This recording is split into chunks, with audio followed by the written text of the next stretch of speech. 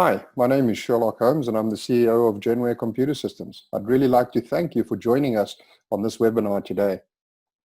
I'd like to just take a quick minute to introduce our organization. I like to think of us as the smallest global company. Genware Computer Systems is headquartered and is a New Jersey-based corporation. Our offices are in Wayne, New Jersey. We have offices across the USA. Genware services the USA, Canada, and Latin America. In the United Kingdom, we have a joint venture with DataShack, where we provide analytics and advanced data science solutions. In Africa, we have a partnership with DataShack, and we have a joint venture in the Genware Shack. We also do natural language generation in the USA, but in Africa, we have NLG Africa that handles that. For all of our business in Mexico, we work with our partner Linko. What I'd like to point out is that throughout the organization, we are all TIBCO elite partners. To achieve that status, you have to have many certifications and obviously well-vetted experience. Genware has also been a multi-year award winner as TIBCO Partner of the Year. Our focus today is on implementing analytics in manufacturing, and we'd like to share some of the findings and then get in and actually roll up our sleeves and show you how we do some of these things.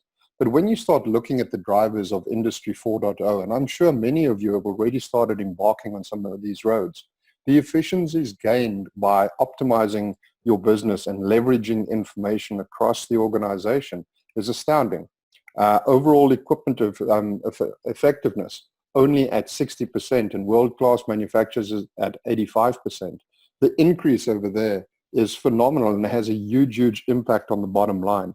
We look at process control and the impact of process control and process optimization as it pertains to raw material usage, reduction in scrap, improvement in quality, and so forth. But one of the things that I'd like to share firstly is that we do find a couple of common challenges across the organization.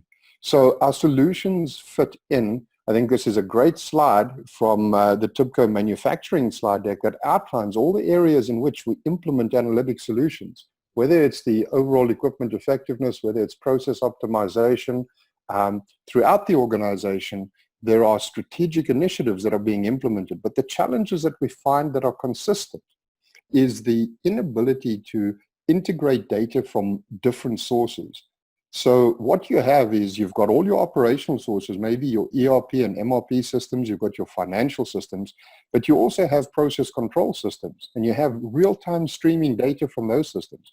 Taking data from your process control and combining it with a bill of materials and identifying the raw materials that went into that batch, combining that with recipes and identifying the golden batch, therein lies a lot of value and a lot more in-depth analytic capabilities. Second thing that we find is that because of these silos of data, analytic projects often get done in silos. We may have an engineering team using data scientists to actually do some predictive modeling for them or implementing machine learning, and therein lies a lot of ROI on its own. On the other hand, we may have business analysts exploring the cost of raw materials and how it's being used, and therein lies value too. Combining them together and operationalizing your data science, taking that data science output and integrating it into your visual analytics, bringing streaming data into that analytics.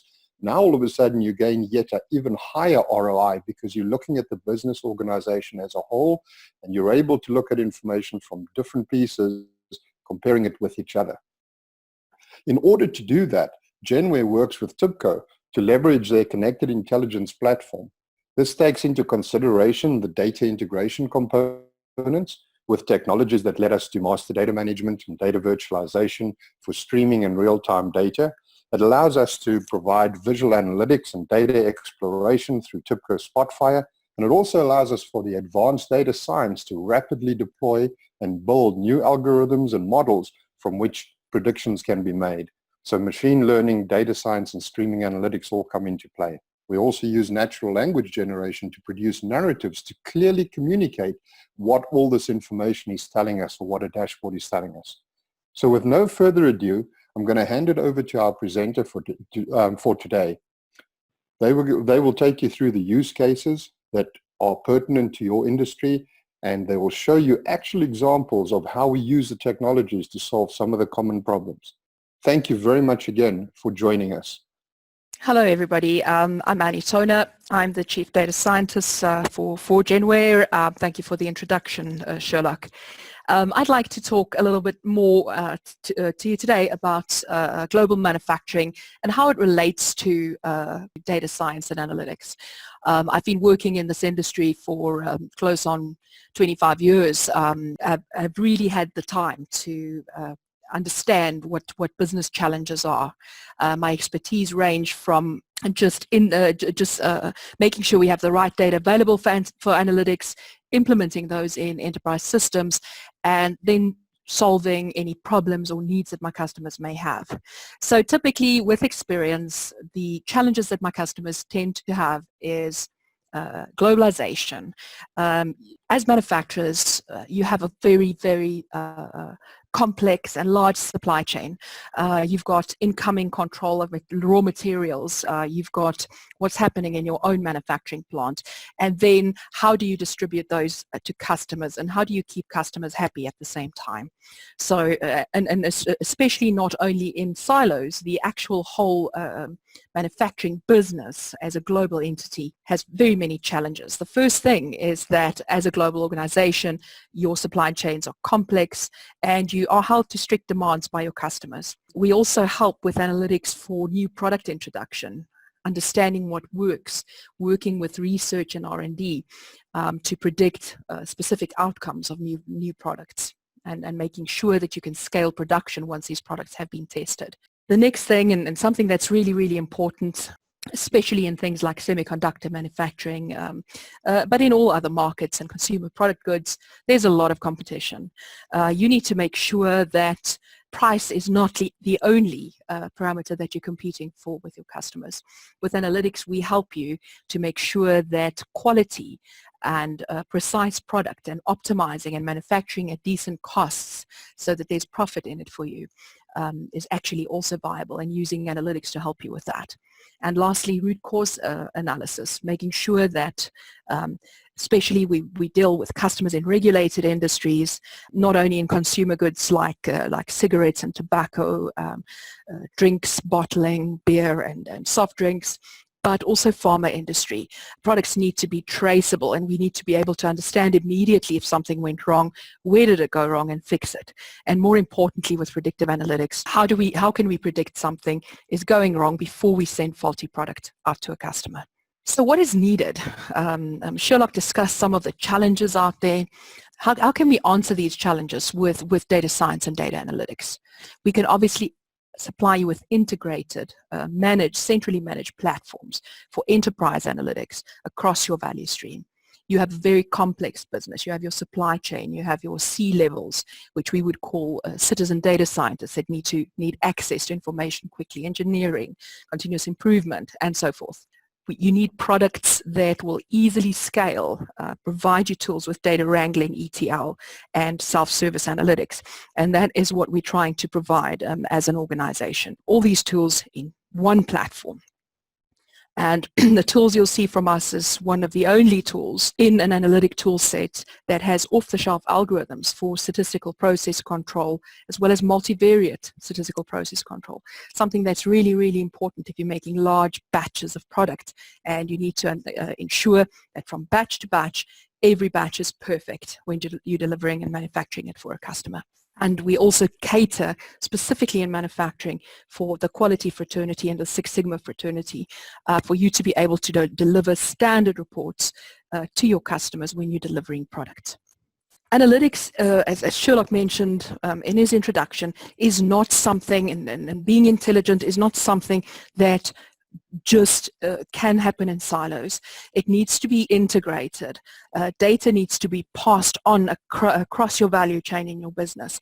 And if you're the CEO sitting at your desk, you need to be able to drill down quickly and easily and understand when a customer's calling and a customer's unhappy. You need to understand immediately where faults came from. You need to understand immediately how your product has been performing over a specific period of time. For specific customers, we also allow things like customer portals where we keep even our customer data. We can immediately give feedback on incoming. If we've had bad product incoming, we have those portals available to our customers. If we've delivered to our customer, they're able to log into our portal and see quality reporting and how a process was performing during the manufacturing of their product. And that's really where intelligent analytics comes into the fray.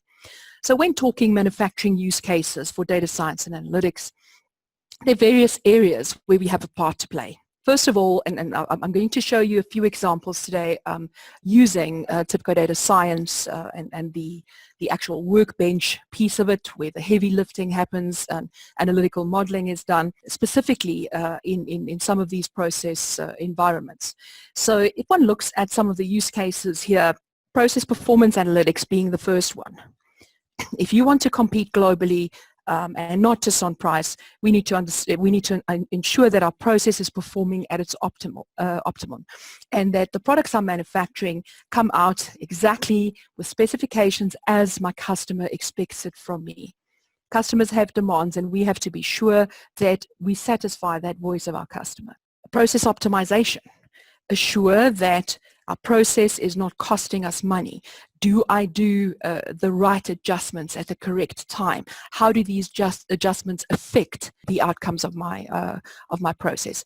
I'm going to be showing you an example where I show specifically how we are using data coming from a manufacturing plant, trying to optimize it to get the yield and output from our plant that we want. That is where the money shot lies, to be able to get the output that I want and to be able to model the process and predict what it will do if I make any changes to get the outputs that I want. Talking about predictive root cause analytics, heavily in things like, in industries like the mining industry, we're working consistently with customers to understand when yields are not as expected or the process is not performing as expected. I can do very, very quickly root cause analytics, but not just after the fact. That's not the real win. Knowing what went wrong, yes, is great, but that we could do 20 years ago. What we really want to know is, if the process continues running as it is, what is likely to happen? What root causes can I expect to problems or to problematic product that I cannot send to my customer? Supplier quality monitoring.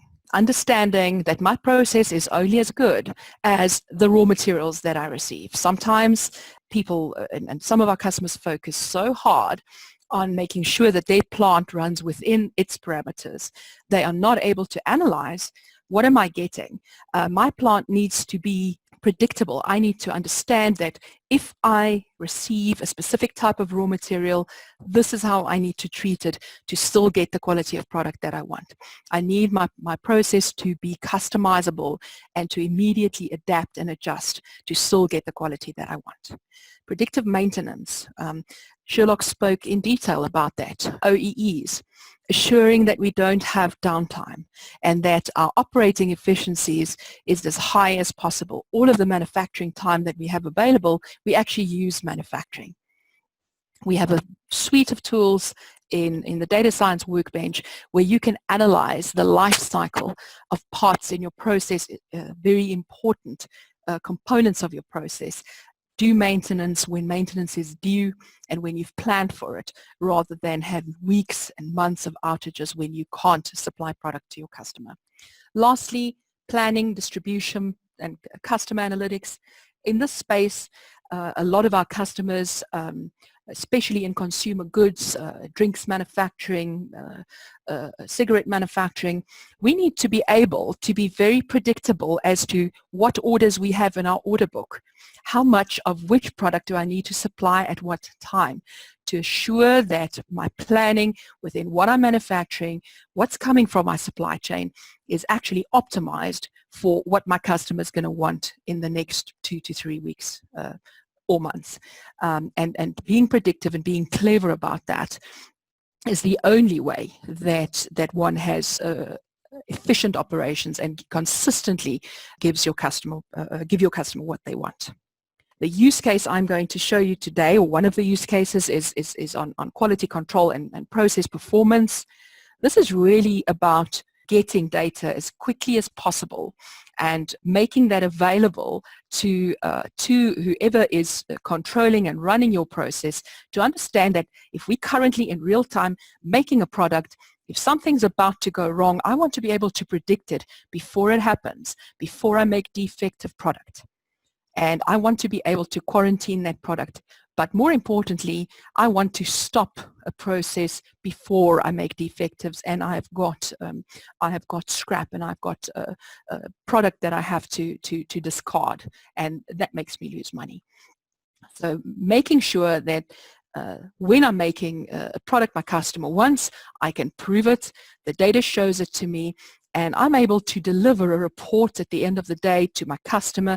If I'm delivering a batch of drinks to a depot or to a store, I can give my customer a report that tells them this product was manufactured within the specifications that you, Mr. Customer, actually expected from me.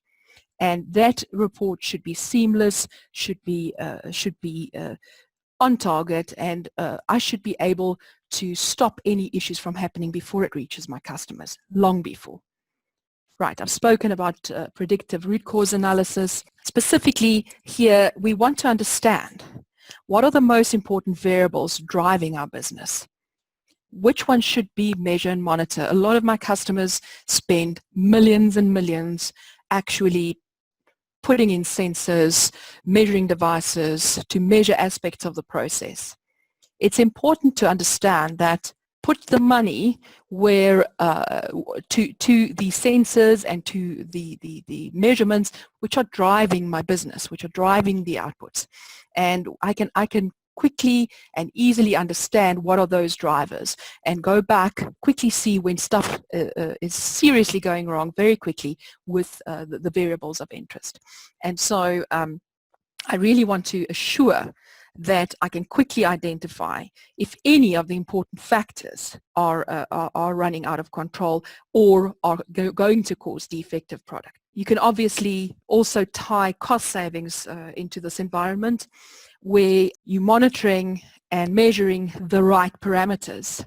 If you analyze it properly, you can predict what these parameters are doing. You obviously will be monitoring the right parameters. You will not be wasting money on defective product and downtime and things like that. And of course, you'll have improved management of your raw materials because you know if there's any quality problems with raw materials, it drives your important parameters, and that if that's not monitored in a predictive fashion, very quickly you run into escalating costs with product quality. Spoken a little bit about predictive maintenance, but what are we trying to do here? We're trying to predict, using statistical models, we're trying to predict the life cycle of critical parts in your process. If I'm a manufacturer of turbines and a part fails and that whole turbine blows up, I'd want to be knowing when is the optimal time to replace that part before the whole thing blows up. And with a survival and Weibull analysis techniques, we model the life cycle and warn the maintenance department way before that happens so that we can actually replace parts without having downtime. Another example I'll be showing you today is around process optimization. Process optimization always has to do with what if. What if I had a bad piece of raw material coming in? What is that going to do to the eventual critical to quality parameter that my customer expects? What if I lower a certain parameter in my process? What if I make it a bit too high? What potentially can happen to my product, and will I still be able to sell it? And this is what we do with process optimization. What we're really trying to do is to say, how do I get the output that I want? What do I need to do to my critical input parameters in my process to get the output that I want? The example I'm going to be showing you, we're specifically trying to optimize the yield of a particular plant, and the output, how many tons per hour of product can go out of that plant. And that's what one of the important KPIs. And I want to understand which input factors, which of my parameters that I'm measuring are the drivers of getting as much product out of there as possible. And how can I optimize for the best I can possibly do? And that's what process optimization is all about. Then lastly, some quality control, and I'm showing you some quality control on raw materials. Remember, quality control can happen within our own process. One of my customers, actually in the beverage industry, went on a whole global initiative to what they call world-class manufacturing. And yes, the starting point will always be your own plant and how predictive you can make that, and how predictable you can make that, so that you know how to run it based on the input you're receiving. But an important component immediately in that whole project for us became supplier quality monitoring. A lot of what our process was not able to handle or capable of handling came from defective or faulty raw materials, or raw materials not within specification. When one immediately analyzes what you get coming into your process, you understand the parameters around that, you understand the behavior of what you're getting, it's far easier to make sure that your process is adaptable and adjustable to handle the input it's getting.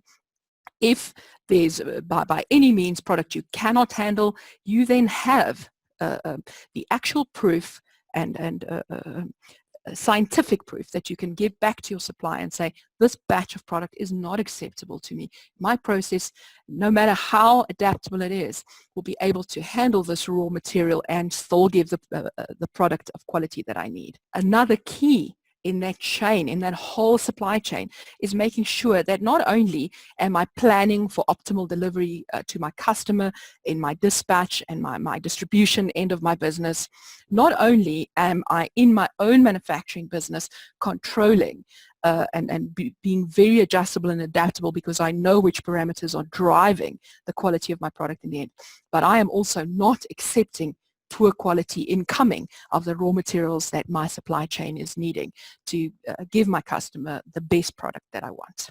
Last part of this, planning, distribution and customer analytics. This is what I was just talking about. Of course, if we want to be manufacturing at an efficient and optimal level, we need to understand what our customer demand is. We need to understand which products and how many of those are they going to need in the coming days, weeks, and months. And I need to assure that's a scientific process. I don't just guess based on a couple of sheets of orders. What am I going to do next? What raw materials do I need to be ordering, number one? But number two, how do I need to plan for my production lines to give the customer the product that they want at the quality that they want right on time? And that's not an art. It's also a scientific business using data science and using analytics to understand that demand, to forecast based on what we know, what we're going to be expecting, and being proactive about it. And lastly, also looking at things like customer sentiment analysis. What does my customer think of the product? Which parts did they not find as responsive as they want? And that I need to be able to design and develop the right new product, because in this globalized market, I need to immediately respond to my customers' needs as quickly as possible. If I have this information at my fingertips, I can retrofit back into my manufacturing business and talk to my suppliers and assure that I have the facts at the tip of my fingers to be able to give my customer what they want, when they want it, as quickly as possible. So guys, really, what are we trying to give you with analytics? A lot of the time when I walk into a manufacturing business, I find that they're very good at what you're seeing now on the slide, at what happened, how many, how often. Retrospective analysis, looking at what happened yesterday. It's summary ad hoc reports of what happened the last month, the last year, yesterday. Yes, that's good to know, the statistics. And at a glance seeing, well, I did worse than last year this time. But what is the degree of intelligence that you really need to give you that competitive advantage? You need visual analytics. Why are things happening? what will happen next? What if it continues? And that's sort of an intermediate phase of getting to do visual and statistical analytics, and to start now understanding, doing basic root cause analysis, putting in place things like statistical process control. But what is the optimum? What do I want to get to? I want to get to the top right corner of the slide. What is the best that can happen? With optimization simulation, I can see what do I need to do to get what I want. And in a manufacturing process, you don't only want it to tell you one of your very important parameters are starting to go wrong, which is sort of in the gray in the middle of the slide. Something's happening, there's a trend, it's going upwards. You want it to tell you, okay, why is it happening? What's going to happen if it continues? But you really want to be prescriptive and predictive, to say, if this continues happening, ABC is going to happen, but what is the best thing that can happen? You should adjust temperature by 10 degrees, which will bring it back into analytics. You want a model to say, based on history, knowing that when this happens, this is what you should be doing to mitigate that and to fix that problem. And that's where you want to be. That is the hot space. And that's where optimization and stimulation comes into the picture. So what then do we need to have in place to ensure that we have an enterprise-wide analytic capability? Number one, getting data. If you'll see at the bottom of the slide, if I look at any good analytics platform, I can access, I know in manufacturing plants, we've got data warehouses that are structured, unstructured. We've got things like OZPy, which might keep some of our chemical data. We've got other data warehouses that might be keeping our customer and CRM data. We've got some flat files sitting in our lab. We've got unstructured data sitting in Hadoop clusters. We've got NoSQL and all kinds of data sources. Allowing that data to be streamed or automatically pushed into my analytical platform, so that I can do my job. People like me who's a data scientist can do my job. I can help you build analytical workflows, analyze an analytical workflow for process optimization, an analytical workflow for quality control analytics, an analytical workflow for simulation, and so forth. I can build these, leave them for reuse by citizen data scientists. I can leave them templates, put business rules in, automate all of this so that I can push that out to dashboarding and reporting tools like Spotfire, so that my business user, actually all they need to do is to monitor the dashboard or to look at the dashboard.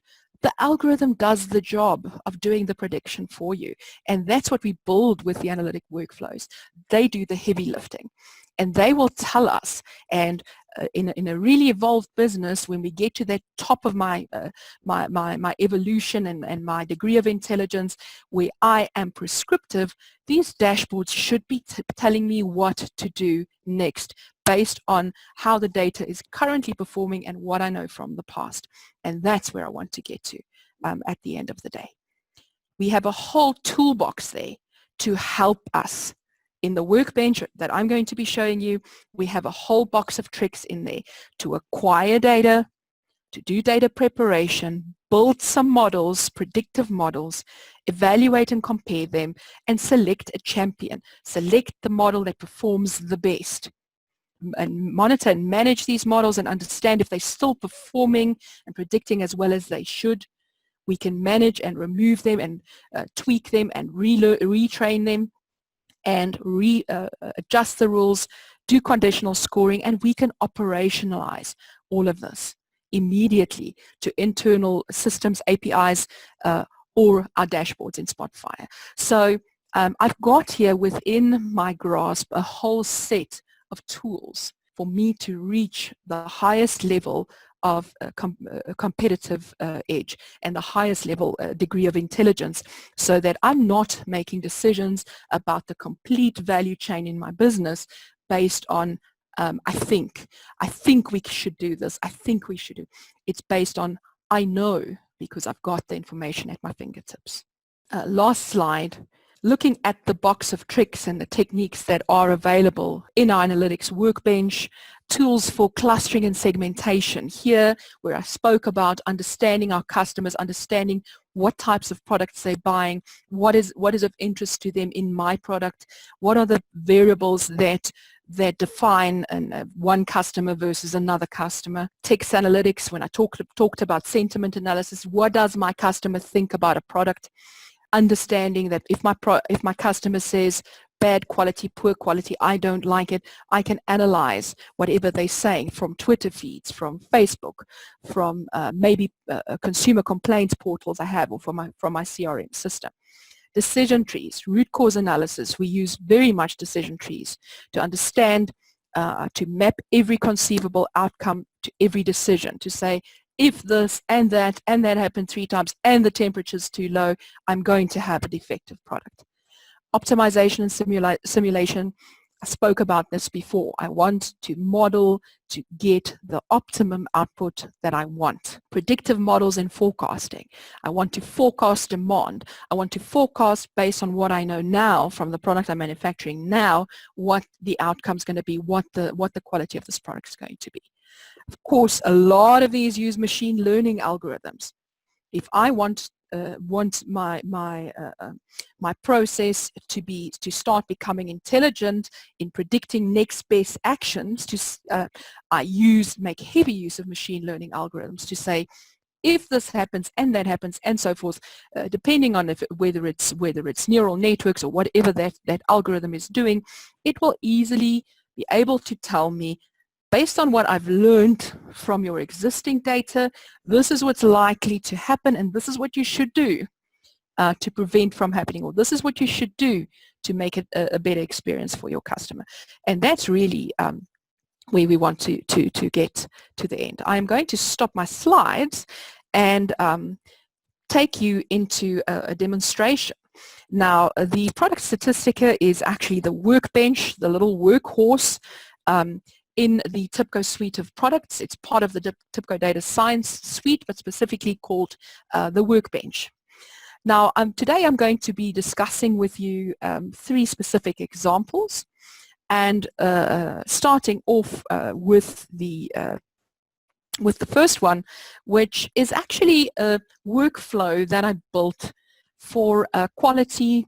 Number one, first of all, understanding the quality of an existing batch of product.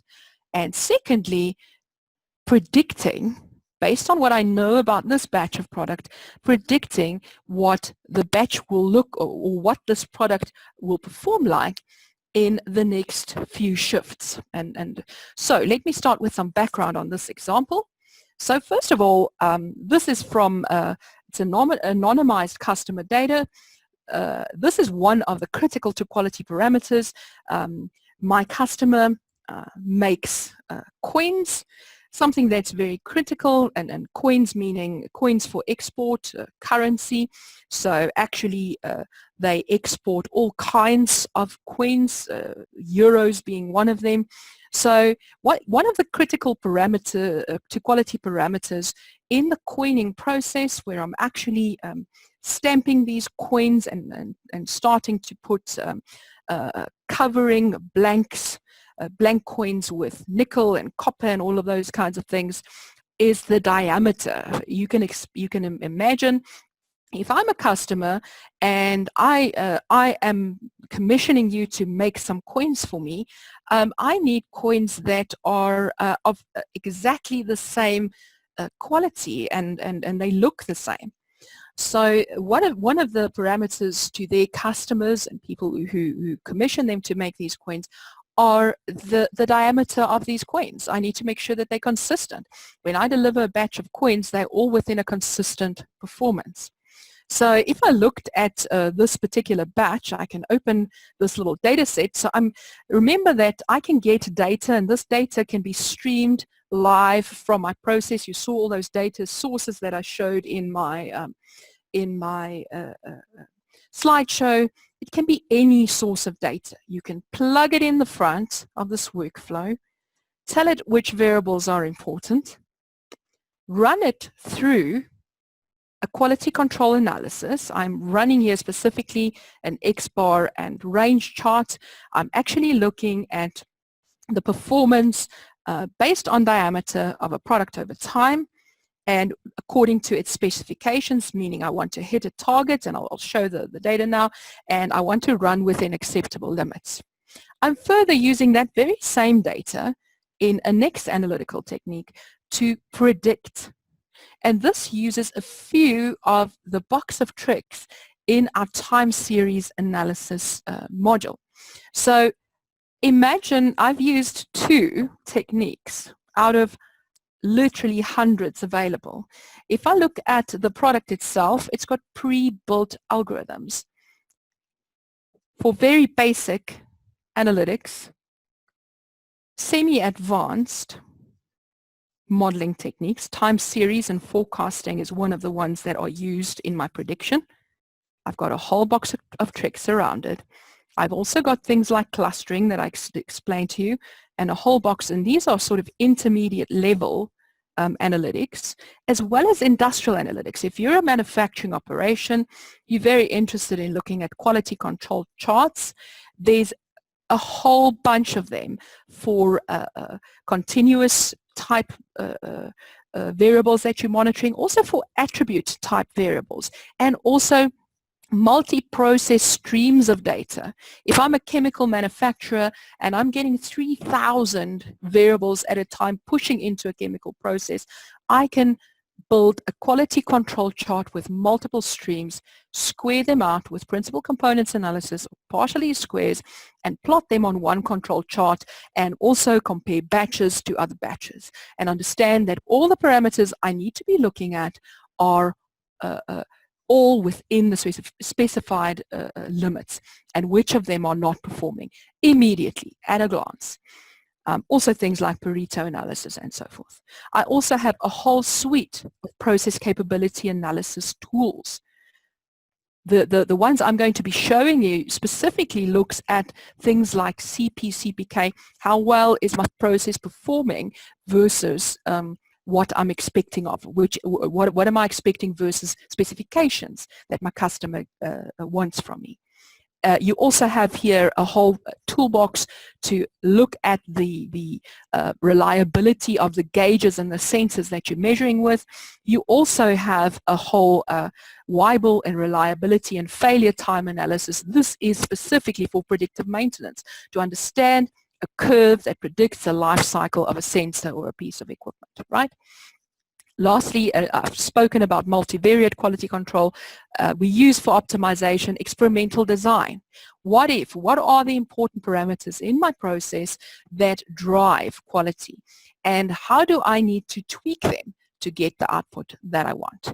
Then, guys, these are the intermediate and basic tools. On the data mining menu, you will find hugely advanced algorithms, all the trees I was talking about, the classification trees and so forth, all the machine learning algorithms, clustering algorithms, text mining algorithms, rules extraction algorithms, also forecasters for time series using neural networks and various other, and also tools for deep learning.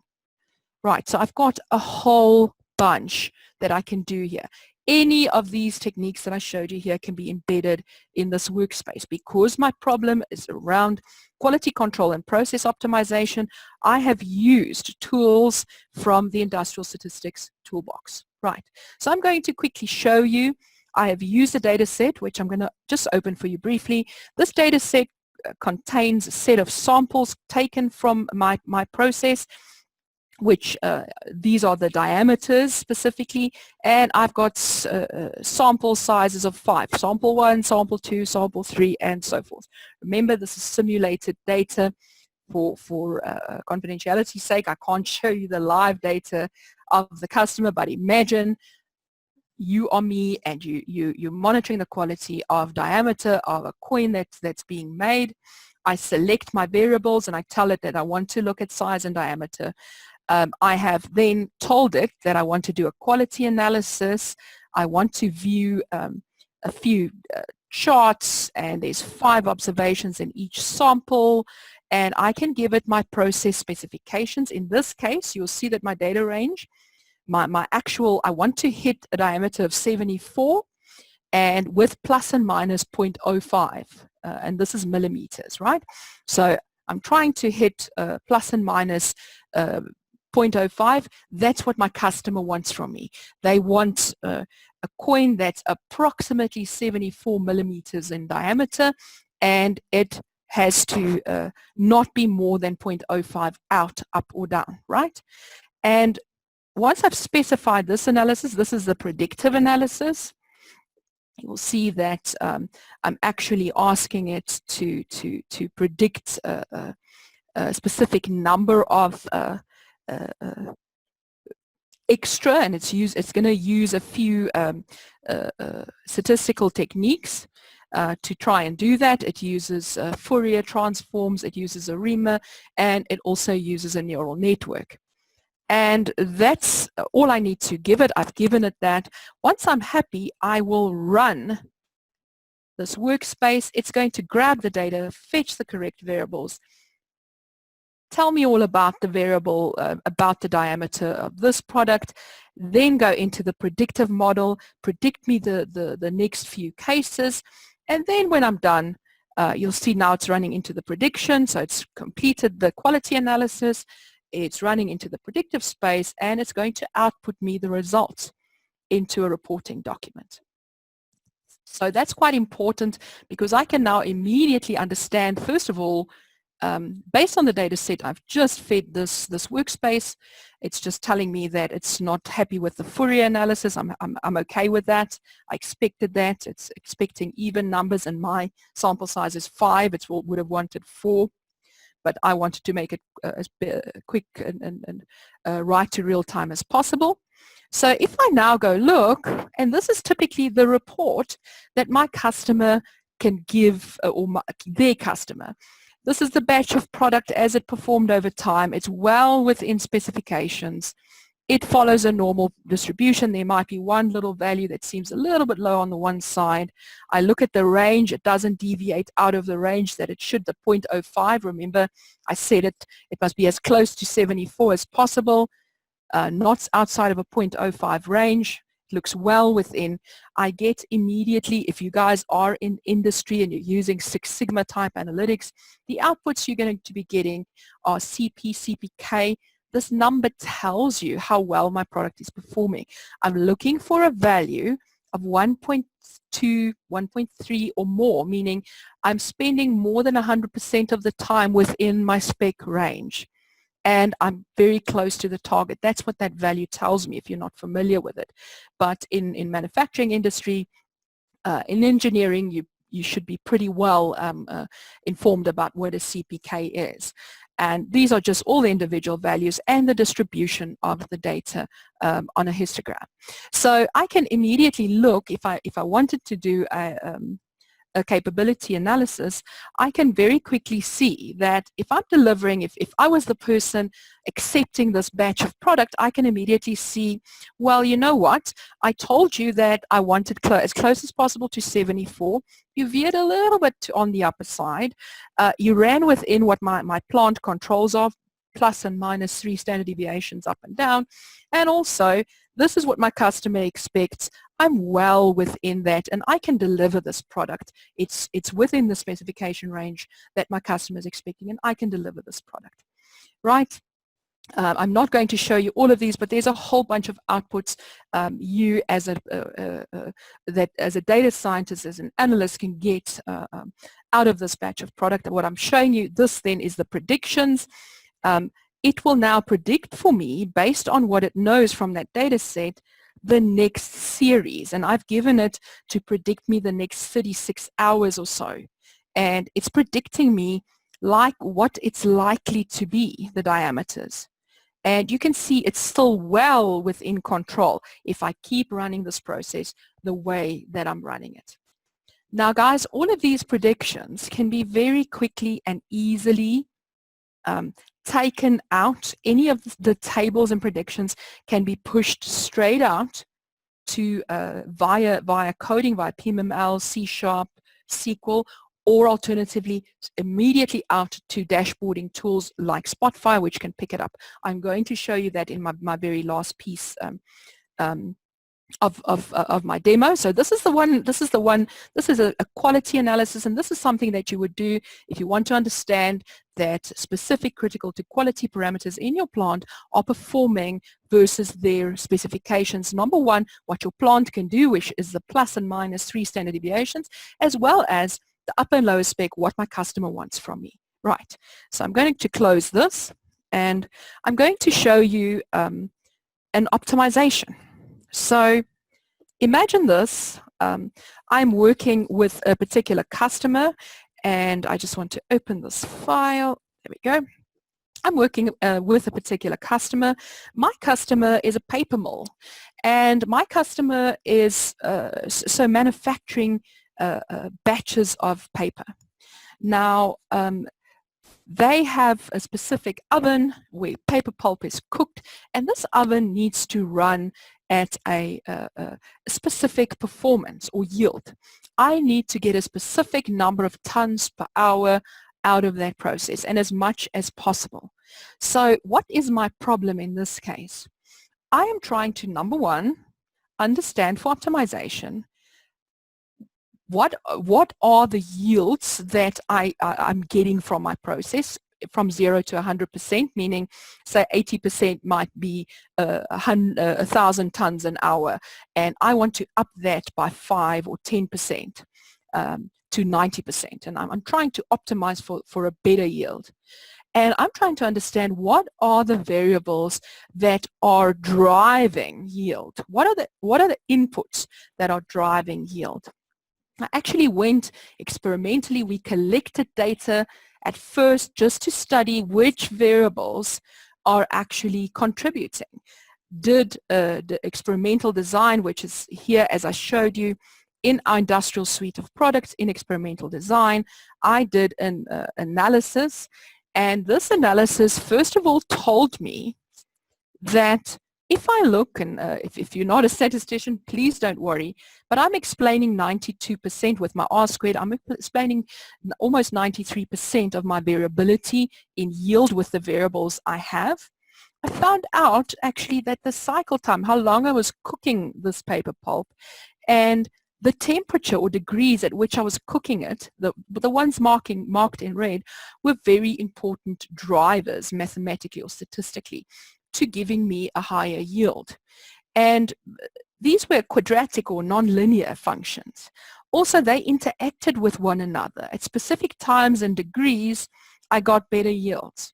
So knowing this, I've modeled this data, and I can now tell my customer which are the most important by size factors driving the yield in their process. So if you're manufacturing this and you're the engineer responsible for getting as much possible as getting higher than 80% yield out of that oven, what are you going to be driving? You're going to be looking at your temperature, your degrees, your cooking time, degrees being the most important, cooking time, and then the interaction of time and degrees. That's very important.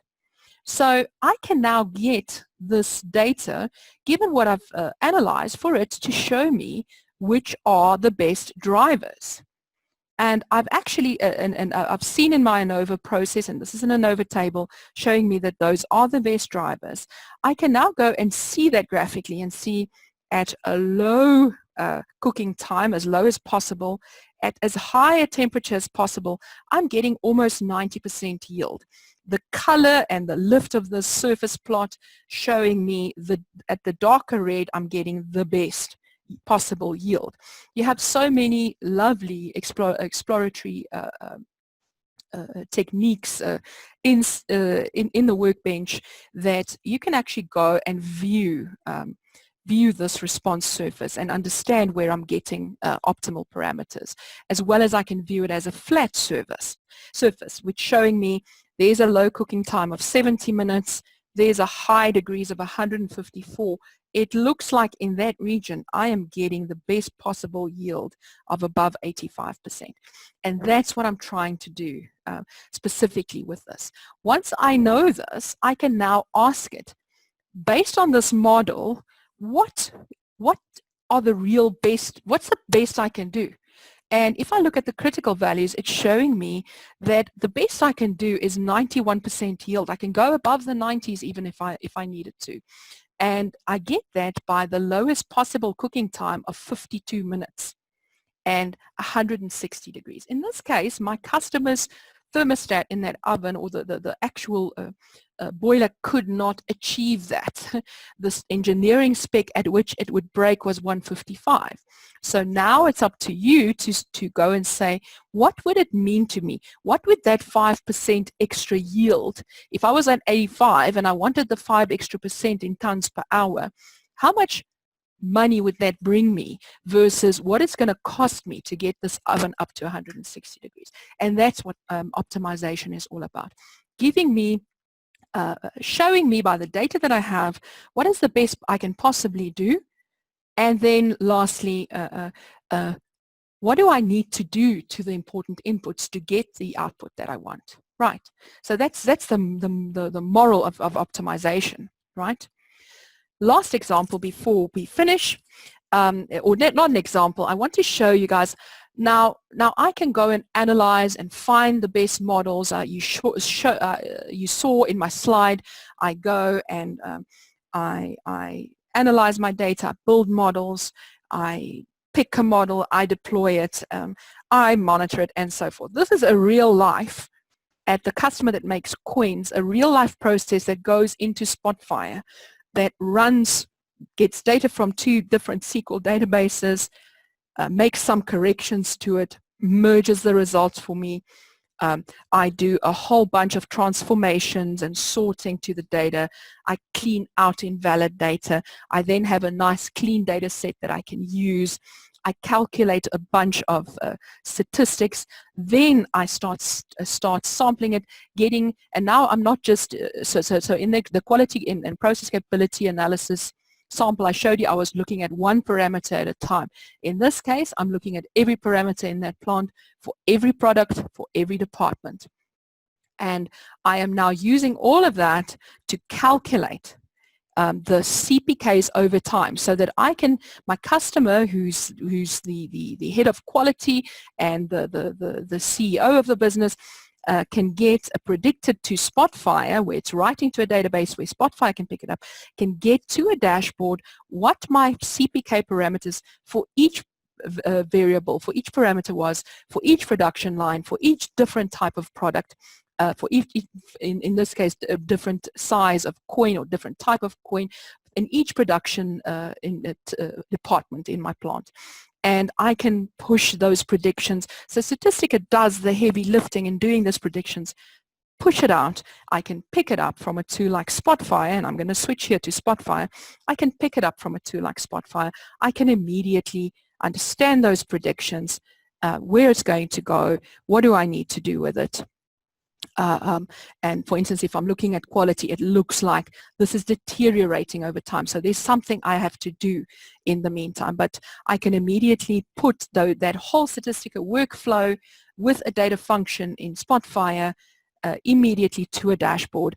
And as soon as I execute this dashboard, it will go back and execute this entire workspace and push me fresh data into the dashboard. So guys, I hope this has been interesting for everybody. You're most welcome to contact us at Genware for any of the questions you may have, and hopefully the hands-on on examples gave everybody a taste of data science for manufacturing industry. Thank you very much. Well, thank you very much for that presentation. Hopefully everybody on this session gained some value. Obviously there was a great introduction as well as a lot of in-depth information. And in the time span today, we had to pick a couple of selective use cases. But what I'd like to come back to is just the fact that analytics integrated into the manufacturing organization can occur in so many different places, and there's everybody in the organization gets involved. Our findings are, number one, if you don't have a proper data platform to serve up the data that you need to integrate both streaming data and static data, you're going to end up with silos of information. There's so much more value in combining that information, being able to analyze that. Data science, you need technologies that can really get you going fast. I think in the data science presentation, we showcased TIBCO Data Science and how easy it is to actually get rolling very quickly with that to create predictive and machine learning models. We explored visual analytics in depth in the visual analytics webinar, showing a combination of streaming and static information, but also showcasing how information produced by the data scientist and then combined with information in other areas of the organization adds so much more extensive value. So in conclusion, the TIBCO Connected Intelligence technologies allows Genware to assist our customers with implementing solutions in each of these processes. We would love to meet with you, discuss how we've implemented this in other cases, see some of the challenges that you're having, and maybe show you how we could recommend a solution using this technology stack and our expertise to get you where you're moving to. Thank you very much again for your attendance.